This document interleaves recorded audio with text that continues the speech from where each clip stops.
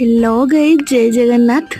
आज जो भिडटा आनी गोटे एक्सीडेंटली बनी कहीं क्षीर बसा जाता फुटाया देखला बेलू छेना छिड़गला तो मुझे भाविली टे छेना तरकारी करदे। छेना को भल भाव चिपुड़ी देहरे मैदा मिसेकी एमती दलिकी गोल गोल करके तेल छाणीदेली। ता सहित किसी आलू भी देती, आलू को भी लुण पकई भल भाव तेल छाणीदेली। तापर किसी बिलाती पियाज अदा रसुण डालचीनी काजू ताको किसी तेल रे भाजीदेली कहीं मसला को भाजिकी देले टेस्ट आहरी बढ़िया लगे। तापर ताको गोलमरीच और गुजराती देके ग्राइंडिंग करदेली। तापर करेरे देले अल्प किछि तेल, तापर ता देहरे तेजपत्र फुटेदेली। तापर मसला को ऐड करदेली।